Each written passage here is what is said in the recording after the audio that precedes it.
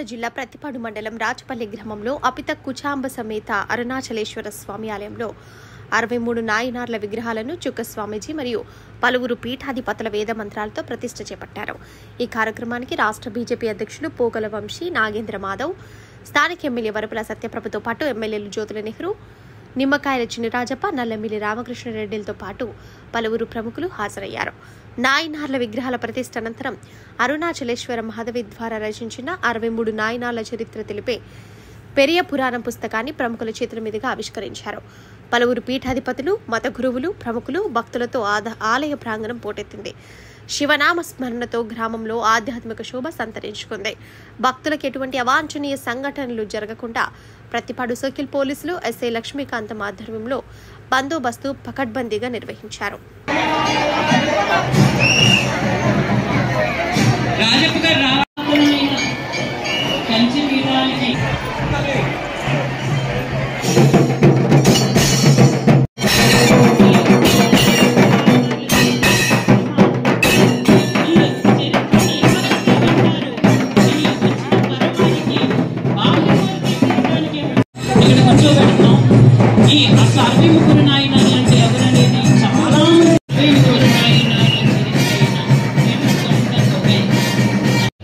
ఎందుకంటే ఆ క్షేత్రాన్ని అనుభవిస్తే తప్ప వివరం అర్థం కాదు.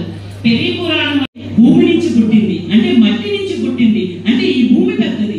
పెరియ పురాణం అనే పేరు ఎలా ప్రసిద్ధిగాంచిందో విన్నవారిగా కాకుండా విస్తారంగా అంతకుముందు సుందరమూర్తి నాయనారు ఒక లైన్ పాడారు, ఈయన 4 నువ్వు ధరించావరా అన్నారు. ఇప్పుడు చెప్పండి, ఈ కార్యక్రమంలో చిన్న విషయంలో ఎవరు సహాయం చేసినా వారికన్నా ముందు పెద్దది సృష్టి కనిపిస్తుంది కదా. మరి సృష్టి భక్తురాలైన అభయాన్ని సుబ్రహ్మణ్యేశ్వరుడు 3 ప్రశ్నలు వేశారు. లోకంలో అవసరాన్ని అంగవైకల్యం లేకుండా ఈ రోజు రమణ మహర్షి గారు కానీ ఎంతమంది మహాత్ములు మనకి లభించారు. అలాంటి కైలాస పరంపరలో ధర్మం మిగతా వారికి అందరికీ థ్యాంక్స్ చెప్పుకుంటా పోతే మన చెప్పే విషయం చాలా గొప్పది. అందుకని దయచేసి నేను ఎవరికి థ్యాంక్స్ చెప్పట్లేదు. ఎందుకంటే సంవత్సరాల తర్వాత ఈ గ్రంథం తెలుగులోకి రావడం అడుగుతూ ఉంటారు, అమ్మ మీకు ఇవన్నీ ఎలా తెలుసని. రమణ మహర్షిని ఉత్తేజపరిచిన 63 నాయకులు ఏం కావాలని అరుణగిరికి 14 కిలోమీటర్ల మాధవి ఫైల్స్ మనం చేసామంటే ఎంతో తెలుసు అనుకుంటాము. అలాంటి అర్థమైంది కాబట్టి అంటే చరిత్రని నాకు చరిత్ర అంటే పత్తిపాడు మండలం రాచపల్లి గ్రామంలో కొలువైన అరుణాచలేశ్వరుడి యొక్క సన్నిధానంలో ఇవాళ 63 నాయనార్ల యొక్క ప్రతిష్ట, అలాగే 63 నాయనార్లకు సంబంధించిన ఏదైతే అద్భుత చరిత్ర ఉందో పెరియ పురాణం, దానికి ఆంధ్రీకరించి ఒక అద్భుత పుస్తకాన్ని మనకి ఇవాళ ఆవిష్కరించిన గొప్ప సందర్భం.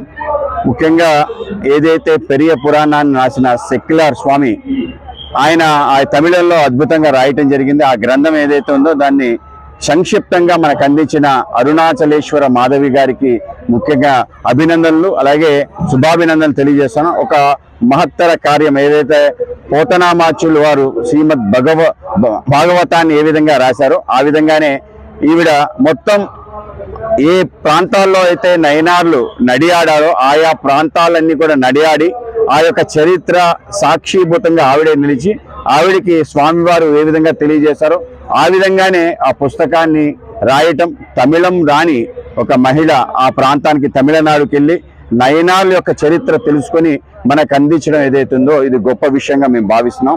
ముఖ్యంగా భక్తి అనే దానికి పరాకాష్ఠ ఎక్కడైనా చూడాలంటే మన తమిళ రాష్ట్రంలో చూడొచ్చు. ఆ విధంగా ఆ యొక్క భక్తికి పరాకాష్ఠ నయనార్లు.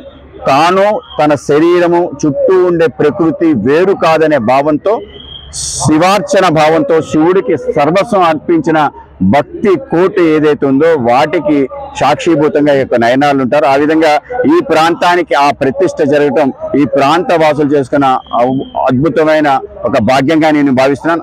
ఇటువంటి ఈ యొక్క కార్యక్రమానికి నేను సాక్షిభూతం అవ్వటం కూడా అంతే అద్భుతంగా నేను భావిస్తున్నాను. ఆ విధంగా ఒక గొప్ప అనుభూతి.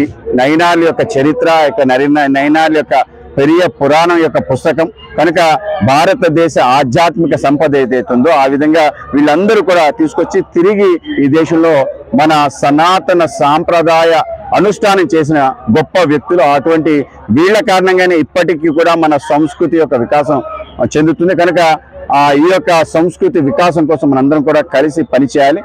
ఈ యొక్క కార్యక్రమం అనేక మంది పెద్దలు కూడా రావటం, అలాగే ఈ యొక్క ఆలయానికి మరింత శోభ తెచ్చే విధంగా భారతి అంటే మనకి జ్ఞానం పట్ల అతి అంటే ఇష్టం కలిగిన దేశం.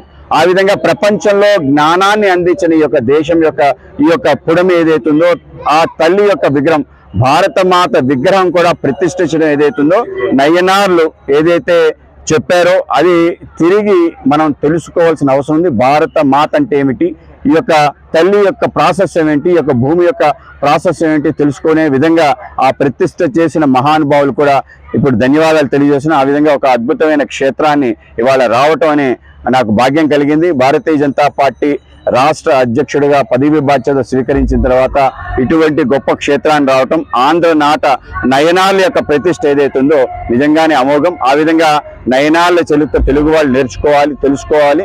ఆ విధంగా నేను దేవుడు ఒకటే అనే ఒక భావన, ఒక అద్వైత జ్ఞానాన్ని పొందాలంటే ఇటువంటి అతి సులువైన మార్గం ద్వారా పెరియ పురాణం ద్వారా ఆ రోజు సెక్యులర్ స్వామి వారు మనకు అందించారు. కనుక దాన్ని మనకు అందించడం ఇవాళ మనందరి భాగ్యంగా నేను భావిస్తున్నాను.